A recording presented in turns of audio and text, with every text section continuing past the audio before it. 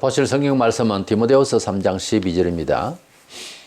무릇 그리스도 예수 안에서 경건하게 살고자 하는 자는 박해를 받으리라. 아멘. 우리 예수 믿으면 박해를 받으리라 그랬는데, 예수 믿으면 왜 박해를 받을까, 핍박을 받을까? 간단한 이야기입니다. 예수 믿으면 삶의 목적이 다르고 또 모든 종교와 모든 세상의 철학을 사실은 부정합니다. 자, 그렇게 시작되니까 충돌이 안 생길 수가 없죠. 그리고 삶의 목적이 바뀌니까 삶의 거룩한 하나님의 뜻대로의 삶의 목적이 바뀌니까 그 목적에 따른 방법이 바뀌어요. 그러니까 우리가 가는 길 따라서 가는 길 방법이 바뀌잖아요. 외국을 가는데 뭐 걸어갈 수도 없고, 그러니까 비행기를 타든지 배를 타든지 하여튼 방법이 틀려요. 그리고 방법이 다른데, 산도 이제 오르기 나름이죠. 험한 산, 길도 없을 때는 밧줄도 하고 뭐 필요한 대로 방법이 또 다 동원이 돼야 되겠죠. 그래서 우리가 예수를 믿을 때에 예수 믿는 내용에는 세계관, 가치관, 인생관이 확 바뀌기 때문에 살아가는 방법 자체가 바뀌니까 늘 해오던 대로 또는 시민들이 살고 있는 문화 양식대로 안 살려고 하니까 부딪히기 마련이잖아요. 그래서 이제 핍박이 오고 여러 가지 충돌이 옵니다. 그 중에서 이제 극에 달하면 순교까지 이제 가게 되는 거죠. 뭐 인생사 딴 거 있나, 뭐 되는 대로 살지, 이런 사람은 뭐 일제에 침략해가지고서 나라 다 뺏기고 글도 이제 바뀌고 뭐 이런 식으로 이제 살아가게 될 때에 눈치 빠른 사람은 일본 순사가 저는 완전 차고 자기 행자도 잡아넣고 그래라도 난 살아야지, 이렇게 개돼지보다 못한 이런 식의 삶을 사는 사람은 어쩔 수 없는 거지만, 그러나 우리 조상이 남긴 이 땅을 왜 너희들이 침략했냐, 우리는 해방해야 되겠다 해가지고서 독립운동을 하고, 그리고 기독교 같으면은 하나님만 참 신이시지, 일본은 태양신을 섬기는데, 태양에도 신입니까? 자기들 신을 생각하고 태양신을 섬기는데, 이런 우상심리는 우리는 받아들일 수 없다. 이래서 태양에게 정오화되면 절하던 것을 안 하던 사람들은 옥에 가서 잡혀서 죽든지 고난을 받든지 했습니다. 삶의 이념, 세계관, 그리고 역사관, 우주관이 바뀌면은 이렇게 삶을 살아가는 선택에 있어서, 직업에 있어서 개념이 바뀝니다. 그러니까 핍박이 오는 거죠. 충돌이 오고. 인생을 살아가는데 이렇게 이제 목적에 따른 방법이 바뀌다 보니까 핍박이라는 것이 이제 생기는데, 예수 믿고 10년이 됐는데 난 핍박받은 적이 한 번도 없었다 라고 하면은 천당 못 가는 사람입니다. 내가 알기로는. 천국을 가는 사람은 누구냐? 예수 믿고 핍박을 받아본 사람이 천국 간다고 나는 믿어요. 어찌 그럴 수 있느냐? 생각을 해보세요.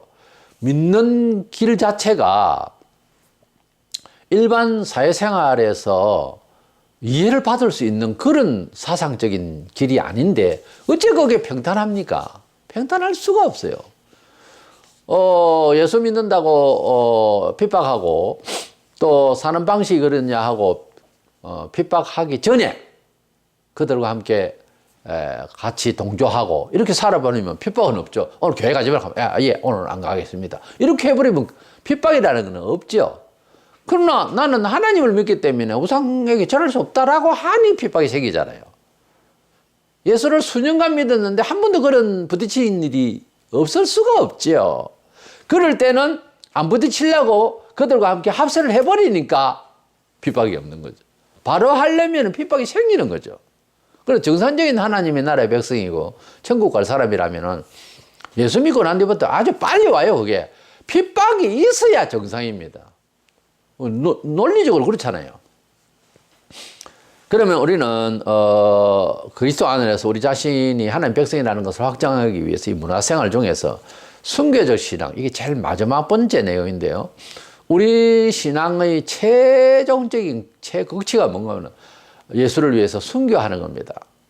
그것은 예수님 자신을 위한 것도 있지만 내 양심 자신을 내 스스로 존심을 위해서도 그렇습니다. 내가 알고 있고 내가 은혜를 받았고 하나님으로부터 받은 혜택을 내가 충분히 헤아리는데 아니 다도 알지 못하면서 내가 헤아리는 것만 해도 목숨을 내놓을 만한 이 처지를 내가 스스로 지켜나가는 거죠.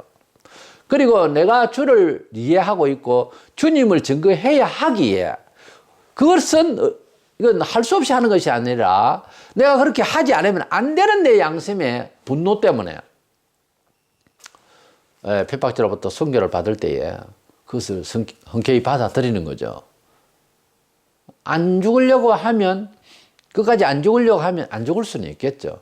그러나 배신을 한번 하고 다음에 회개를 한다. 우리 일제 때 배신하고 나중에 회개했다고 하는데 회개를 한다라고 할 때에 잘 아시기 바랍니다.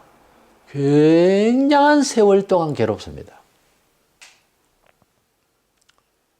잘 아시는 그 황경지 목사와 같이 개인적인 이름을 들먹이 위해서 그건 어쩔 수 없이 큰 한국교회 역사 흐름에 나온 이름이라서 그분이 일제 신사 참배에 동의를 하고 나중에 해방되고 난 뒤에 너무 가슴이 아파서 그가 오히려 많은 일을 했습니다. 뭐 죄따금 한다고 하는 이런 식으로 표현하면 빠르겠죠. 그건 나중에 회개한다고 회개했지만 사람이 있잖아요. 선을 행하여 할 때에 선치 아니하고 지나가 버리죠. 그럼 선한 행위, 도덕적인 거 이거 말고 신앙적으로 생각을 할 때 포괄적으로 말하자면 믿음을 말해요. 선이라는 것은 믿음의 선행, 믿음의 뜻대로 하지 아니하면 순종하거나 양심을 일으키는데 그걸 눌러버리고 안 하면 그 안 한 것 때문에 한참 동안 은총의 문이 막혀요. 이걸 깨달아야 됩니다. 그러니까 어떤 기회가 왔을 때에 핍박과 이런 기회가 왔을 때에 굉장한 갈등을 가져야 되는 것이 정상이에요. 그러니까 그것을 잘 해결해서 통과해야지 그거 밀쳐버리면 한참 동안 은혜를 못 받아요. 성경 공부하고 뭐 열심히 안 돼요. 우리가 많이 하면 될 것 같죠? 아니에요. 언제 어느 시에 뭐라 했느냐 그거 딱 지고 있어야 하나 있겠어. 그걸 돌이켜야 되는 거예요. 그 이후로 뭐를 아무리 잘 하려고 해도 안 된다니까요, 마음대로. 그래서 그곳을 마음으로 돌아가서 회개해야 되는 거예요. 회개를 해야 돼요. 회개한다 해도 상당한 시간이 필요해요. 무서운 겁니다. 하나님께서 바보도 아니고 사람 어떤 마음으로 나를 어떻게 취급했다는 걸 딱 기억해요. 죄 있는 자를 내가 반드시 친다 그랬거든요. 반드시 칠 자라면 반드시 내가 징계해야 되려면 내가 치하려면 반드시 내가 그 죄에 대해서 묻겠다고 그랬어요. 때문에 우리가 하나님 앞에서 이것이 순교적인 일이다 싶을 때에 고민하세요. 그걸 지나버리면 살기는 살겠는데 괴로울 겁니다. 열심히 교회 다니고 봉사하고 해보세요. 생활이 피해있는가? 안 됩니다, 잘. 아니, 이상하다. 내가 열심히 하는데도 왜 안 되지? 왜 안 되냐? 왜 안 돼요? 하나님은 무심하게 여긴 일이 있겠지. 잘 됩니까? 좋은 일이 생깁니까? 감사한 일이 있어 보입니까? 잘 한번 돌이켜보세요. 어느 날, 어느 시에, 어느 때에 주를 애절히 간절히 사모하고 충성했을 겁니다. 내가 알기로는 그렇게 이해하고 있어요. 그대를. 그대가 은총 받은 것을 고백할 수 있습니까, 지금? 그러면 틀림없이 그 사람은 하나님께 드림이 있었을 거예요. 잘 안 풀립니까? 드림을 받을 수 있는 하나님이 받으실 만한 일에 피했겠지. 그런 적이 있기 때문에 빨리 안 풀리는 거예요. 시간 많이 갈 겁니다. 각오하세요. 그런 사람은 시간이 많이 필요해요. 그리고 끝까지 다시 회복하지 않고 회개하지 않으면 그냥 그렇게 믿다가 죽는 거예요. 신앙이요, 자세히 보면 굉장히 냉정한 겁니다. 하나님 앞에서 심은 흔적이 없는 사람이 복을 받겠다. 거짓말이에요. 같이 산 위에서 기도하고 금식하고 철야하고 했는데 어떤 사람은 빨리 풀리고 어떤 사람은 빨리 안 풀립니다. 또 더해야 할 놈이 따로 있어요. 그게 있다니까. 먼저 순교가 무엇인가? 우리가 순교적 신앙을 가져야 되는데 순교는 순직이라는 말하고 틀립니다. 순직은 직장에서나 어디 자기 직무를 위해서 최선을 다하다가 쇠하여서 죽는다. 또 사고로 죽는다. 이렇게 순직이고 순교는 열심히 주를 위해서 봉사하다가 힘이 기어서 죽었다. 그게 아니고 또 병들었다. 그게 아니고 순교가 아니고 핍박을 받아가지고 이 복음 사상을 끝까지 고수하려고 하다가 핍박자로 인해서 죽임을 당하는 걸 순교라고 그래요. 뭐 대중 없이 그냥 순교한다, 순교했다 그런 말 너무 거룩한 말이라서 함부로 할 수가 없습니다. 우리가 노력을 하고 충성을 하고 병들고 다들고 그래 살다가 불신자 그래 다 죽잖아요. 다 순교한 겁니까? 그래서 피곤하고 힘들고 주의 일을 하다가 기운이 다 빠지고 그래가 또 병도 들고 죽었다. 그걸 순교라고 덕담으로 말을 할 수 있지만은 냉정하게 말해서 순교는 직접적으로 이 복음 사상 주 예수 그리스도를 믿는 믿음을 끝까지 고수하려고 하다 핍박자로부터 죽임을 당하는 것을 순교라고 그래요. 뭐 산순교자 사도 요한은 순교자는 아닙니다.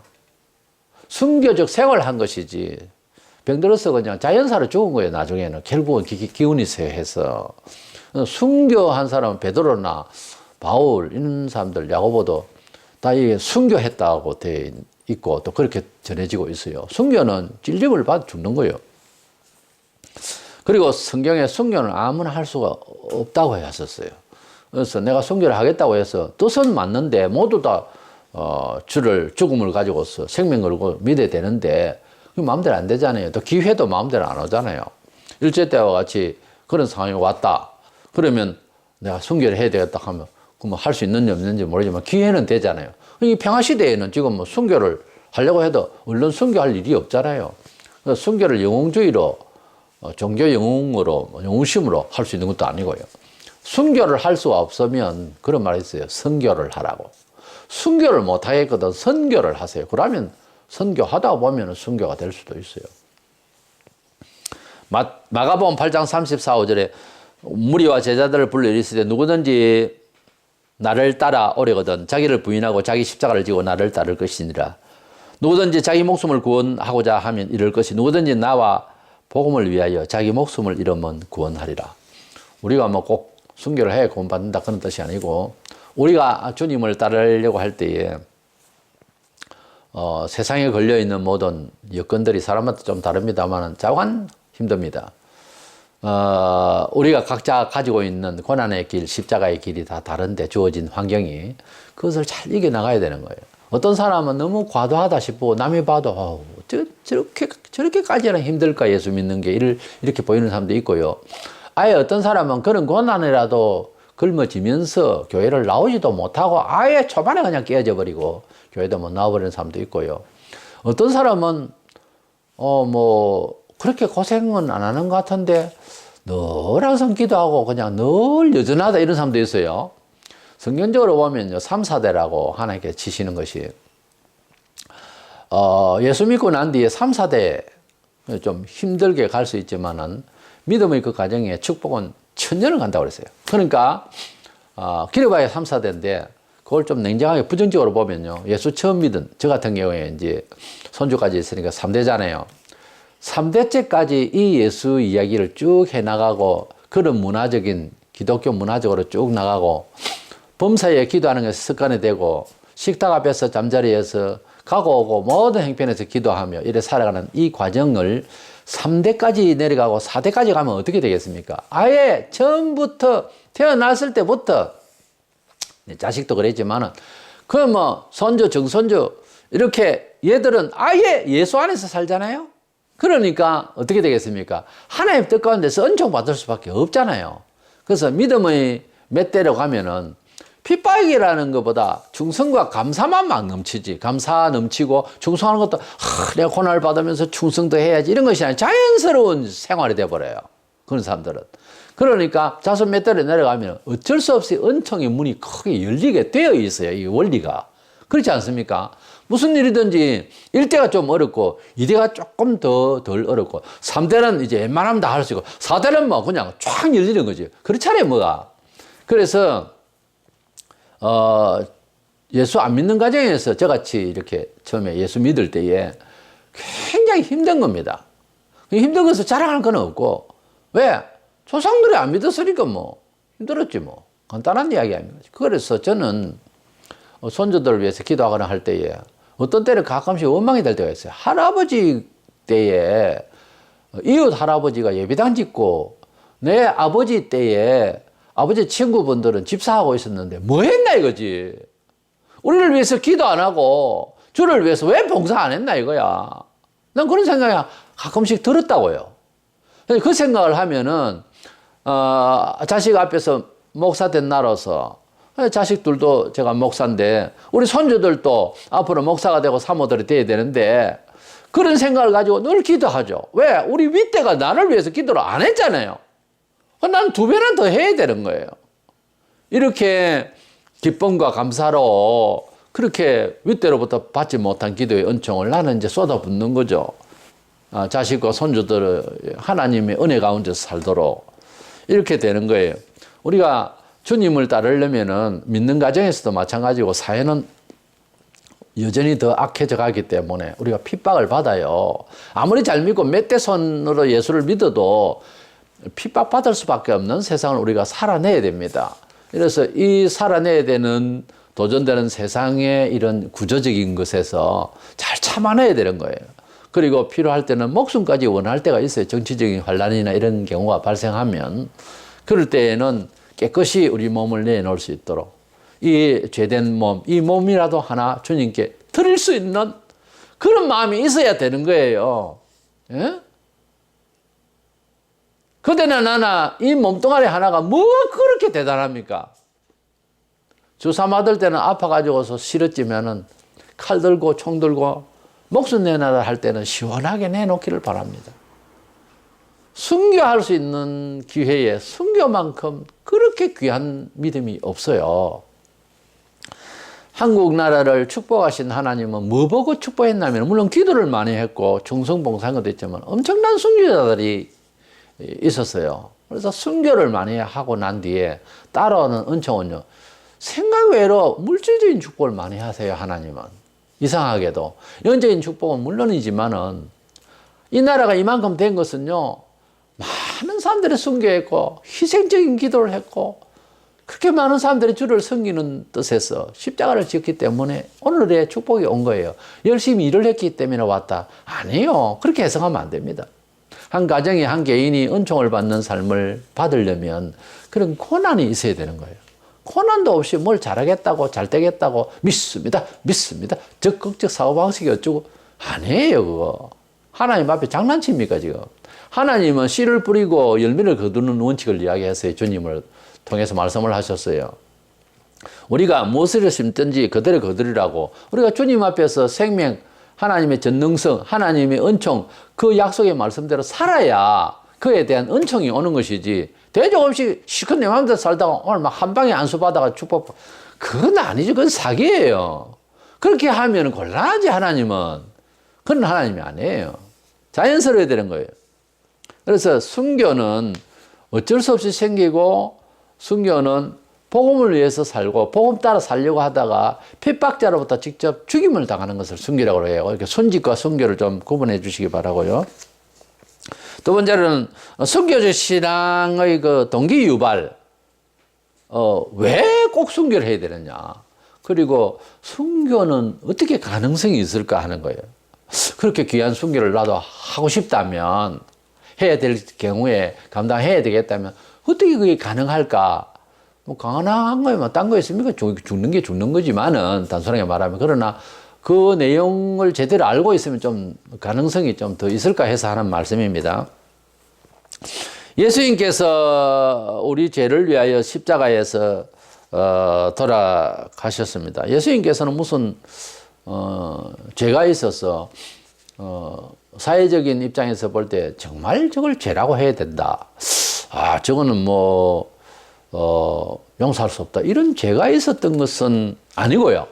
예수님께서는 이 세상에서 악한 일을 한 적이 없어요. 안 믿고 예수 욕하는 사람마저 예수는 4대 성인 중에 세계 4대 성인 중에 한 사람이다라고 그렇게나도 말을 하잖아요. 그때 당시에 예수님을 고소하고 잡아가고 뭐 이러는 사람들도 심지어 이런 말을 했어요. 요한복음 10장 32절 33절에 예수께서 대답하시되 내가 아버지로 말미암아 여러 가지 선한 일로 너희에게 보였거늘 그 중에 어떤 일로 나를 돌로 치려 하느냐. 유대인들이 대답하되 선한 일로 말미암아 우리가 너를 돌로 치려는 것이 아니라 신성모독으로 인함이니 네가 사람이 되어 자칭 하나님이라 함이로라. 여기 보면은 예수를 고소하고 잡아가는 유대인들도 선한 행위를 하는 사람으로 말하잖아요. 근데 왜 예수님을 돌로 치려고 하느냐 하니 여기에 나온 대로 네가 신성모독을 한다. 그러면 예수님이 어떤 말을 했길래 신성모독을 하는 걸까요? 예수님은 하나님의 아들로서 오셔서 하나님과 내가 하나다 그러고 하나니까 일치되니까요. 그리고 하늘로부터 오셨으니까 천년 말의 몸을 빌어서 그래 본인에 대해서 본인을 이야기를 하니까 잘못은 없는데 세상적으로 볼 때는 그때 당시에 유대인들 사이에서 나사렛 촌 동네에서 살았거든요. 아버지는 목수였죠. 일찍 돌아가셨는가? 주님이 돌아가실 무렵에 보면 마리아만 나오고 아버지 이야기 안 나와요. 일찌감치 아예 없어요. 일찍 돌아가셨는가 봐. 그랬는데 마리아는 끝까지 계셨고요. 엄마는. 근데 아버지를 좀 많이 도와서 목소리도 좀 하셨겠죠. 예수님이. 근데 예수님께서 나이 30에 이제 전도를 하기 시작해서 3년 동안 하시다가 33세에 돌아가셨는데 그리고 부활하셨는데 우리 예수님께서 사신 곳이 맞으면 좀 후진대예요. 가난하고 그때 당시 좀 가난한 동네에 살면 축복받지 못하고 죄인으로 취급받았어요. 그래서 사람 취급을 못 받고 아주 막 시시함을 당하는 그런 동네에서 선생이네 무엇이네 선지자네 하니까 예수의 제자가 되는 나다나엘 같은 사람도 그런 곳에서 무슨 선지자가 나냐 이런 식이거든요. 지금 우리도 사회적으로 속화되면은 사람이 어느 교회 다니느냐 작은 교회 다닌다고 하고 작은 교회 목사다 하면 취급을 안 하려고 그래요. 그래서 요즘 사람들은 큰 교회 등록을 하고 큰 교회 다니면 자기 큰 교회 이름을 내면은 자기가 뭐 대단해지는 줄 알아요. 그 정신을 정확하게 말하자면은 썩은 정신입니다. 그건 아무런 자기와 상관이 없는 이야기예요. 오히려 자기를 거짓되게 자기를 이제 높이려고 하는 짓거리입니다. 그 회개해야 됩니다. 오늘 집 가까이 있으니까 또 그 교회가 건전을 하니까 갑니다 하면 또 모르겠는데 그것도 아니고 그렇게 생각하는 것은 나사렛 촌동네에 있는 예수를 저주하는 거 똑같은 이야기예요. 그분이 어떤 말을 하고 무슨 일을 했는지 그게 중요한데 그 사상이 어떤 건지 이걸 알아봐야 되는데 그냥 어느 동네 사람이냐 어떤 놈이냐 뭐 이런 식이야.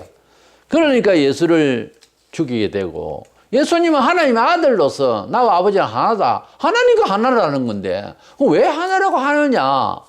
그리고 따지면 또 따지는 놈을 위해서 자 봐라. 그러면서 예수님이 행동을 보여주셨어요. 뭐 떡 5개 문고리도 뭐 5천 명을 먹이시고 죽은 자를 살리시고 뭐 이런 일을 통해서 또 국내에서도 자기가 신이네 하는 사람이 많이 있어요. 무슨 신이 감기가 들고 아프고 신이 뭐 감옥에 들어가고 참 뭐 사기꾼들이요. 뭐 자기가 신인이네 뭐 신이네 제일만 예수네 하나님이네 하는 놈들이 아파가지고 병원에 가고 감옥에 들어가고 그게 무슨 신이요. 이래서 우리 주님께서 잡히신 그런 상황은 사회적 도리에 무슨 문제가 있었다는 것이 아니고 하나님의 자녀 아들로서 오셔서 하나님 아들이라 하시고 또 주님께서는 이제 미움을 받게 되는 게 요한복음 7장 7절 세상이 너희를 미워하지 아니하되 나를 미워하나니 이는 내가 세상의 일들을 악하다고 정언함이라. 그리고 요한복음 15장 20절에 사람들이 나를 박해하여선즉 너희도 박해할 것이요 그랬어요. 예수님이 세상을 가만 두면 그만인데 세상을 향해서 악하다 말해버렸단 말이에요.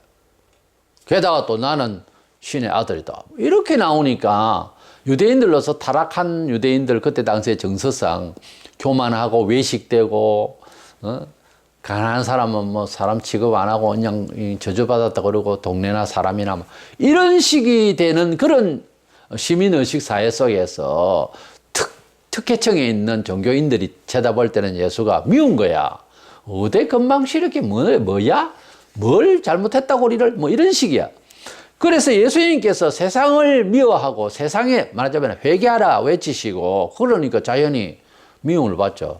우리가 예수 믿으면서 이웃의 사랑을 나누고 해야 되죠. 그런데 사회나 개인이나 국가가 잘못했을 때 지적을 할 때 그건 잘못이요. 이렇게 하는 것은 할 말이 아닌 것이 아니고 해야 되는 의무예요. 세례 요한이 왜 잡혀서 죽었습니까? 복음 좀 받아가 죽었다. 단순히 그렇게 말하면 안 돼요.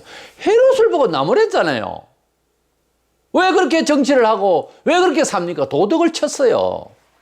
자, 우리 교인이 사회를 살면서 수신제가 치고오기라고 자기 자신이 이제 반듯하게 회개하고 정직하게 살면서 살아갈 때 부정직하게 살아가면 화를 당한다는 것도 이제 깨달았어요. 깨달아야 되고요. 근데 이제 사회에서 보면 형제든 이웃이든 친구든 주변이 크게 잘못하고 있을 때 해를 끼치고 사회에 누를 끼치는 일이 벌어졌다. 안 돼요! 하고 나가서 말려야 되는 거예요. 그게 교인이 할 일인데 가만히 있다? 그런 핍박이 없지. 이러면 안 됩니다! 할 때는 핍박이 있죠. 네가 뭔데? 이렇게 나오는 거지. 그러니까 핍박이 없다는 것은 가만히 있기 때문에 안 생기는 거죠. 핍박이. 그러나 핍박을 받는 것은 말을 하기 때문에 생기는 거예요. 마태 7장 13절에 좁은 문으로 들어가라. 멸망으로 인도하는 문은 크고 그 길이 넓어 그리로 들어가는 자가 많고, 우리 성도들이 가는 길은 이렇게 좁은 길이라고 해서 생명길은 좁다. 예? 예수를 잘 믿는다고 예수를 잘 믿으려고 하면은 환난 핍박이 있어야 되는데 이것은 부정적으로 보면 안 되는 것이, 베드로전서 4장 14절에 너희가 그리스도의 이름으로 치욕을 당하면 복이 있는 자로다. 영광의 영 곧 하나님의 영이 너희 위에 계심이라. 성령 충만은 엄청 바라고 간절하죠. 나도 성령 충만했으면 좋겠다. 방법이 있어요. 핍박을 받았어요. 무슨 핍박요? 당신을 못났다 그러고 당신을 지적하고 당신의 충성을 요구하고 당신에게 정직을 요구하고 당신이 더 순종하라고 하면 하세요. 그거는 싫은데 난 자존심이 있어서 난 그거는 잘 못하겠는데, 그러면 바라지를 않던가. 여기 뭐라 그랬어요? 우리가 그리스도를 잘 믿는 거죠. 그러니까 잘 믿으려고 할 때 치욕을 당한다, 부끄러움을 당한다, 힘들어진다. 이럴 때는 영광의 영, 하나님의 영이 우리 머리 위에 우리를 함께 하신다. 그러니까 성령 충만 받는다는 말은 기도하다가 입신이 돼가지고 뒤집어졌다, 이런 뜻보다 하나님의 뜻대로 잘 사느라고 살면 이슬같이 내려져서 그 사람이요 성령으로 다 쌓여져요. 사람이 순종하며 충성하며 눈물 흘리며 마음 아픈 일을 당해도 참으며 인내하며 주님을 바라보며 조용하게 지내도요 인내를 다해서 웅쿵 앓으면서도 조용하게 주를 따라가면요 영광의 영, 주의 영이 그를 다 감싸줘요. 땅을 치고 괌을 지르면서 성령 받았네 이렇게 안 떠들어도 성령의 충만함은 이슬같이 내리기도 하고요. 그냥 포근하게 내립니다. 사람을 딱 붙들어줘요. 성령께서. 성령 충만함, 성령의 따뜻함, 성령의 위로, 성령의 은혜를 충만히 받으려면 주를 위하여서 살아가는 모든 교훈은 다 알잖아요. 이대로 순종하며 충성하며 간절하며 이렇게 따라가려고 할 때에 물론 그것도 기도도 들어가고요. 포함이 되는데 그렇게 간절히 충성스럽게 소위 순교적인 마음으로 가면 내가 죽으려고 하는데 주께서는 우리 목숨을 버리기까지 죽기까지 그렇게 하면 살려준다고 되어 있어요. 그러니까 우리가 주님을 주의 뜻대로 살려고 충실할수록 성령께서는 우리를 부어주시는, 나는 죽으려고 하는데 성령께서는 새로운 나 존재 나 자아를 붙들어 주시고 키워주시고 힘내게 하여 주신다는 거죠. 이래서 순교적 신앙이라고 하는 것은 본래 어떤 특수한 사람만 들어야 되거나 그런 것이 아니고 모든 성도들이 개개인이 다 잘 될 수 있는, 영역이 강해질 수 있는 원래 법칙입니다. 이 순교적 신앙이. 그래서 순교적 신앙은 어떤 교단의 무슨 특정한 그런 무슨 특징이 아니고, 이 순교적 신앙은 본래 예수 믿는 사람 모든 사람에게 해당되는 말이고, 이 순교적 신앙은 우리에게 참 유익한데 순종하며 충성스럽게 나아가려고 할 때에 특별하게 유별나게 막 성령 충만 받기 위해서 기도하고 꼭 이렇게 안 해도 자연히 성령께서 우리와 함께 하신다는 것을 아시고, 성령께서 충만하고 내가 죽어지고 예수가 내 속에 살고 내 주장대로 안 살고 내 자존심 깨어지고 그 치욕스럽습니다, 원래. 근데 그렇게 해도 그 때문에 내가 잘 되어지는 이런 경험이 되어지는 사람이 나중에 성숙된 자아 때문에 순교할 수 있어요. 그러니까 순교의 가능성은 내적인 자아가, 새로운 존재 자아가 커져야 돼요. 안 그러면 갑자기 순교하라고 하면 덜컥 못해요. 100번 못합니다. 절대 못해요. 딱 칼을 들이대면은 준비가 안 돼 있기 때문에 용기고 뭐고 다 날아가 버려요. 그러나 미리 내가 안 살고, 난 순교 못해요 하는 건 내 자신이거든요. 본성의 나란 말이에요. 그걸 욕하자는 것이 아니고, 이걸 내가 죽고 예수가 늘 살아서 무슨 일이든지 정직하고, 무슨 일인지 순종하고, 무슨 일인지 협력하고, 무슨 일이든지 희생하고, 무슨 일인지 봐주고, 무슨 일인지 아예 모른 척 하면서 도와주고, 이런 일을 계속 해 나가면 내가 아니고 그리스도가 내 속에서 딱 계시면 죽을 수 있어요. 그래서 순종의 것이 많이 배양이 되면 순교가 돼요. 순교적 신앙은 이와 같이 그리스도인의 사실은 삶의 처세에서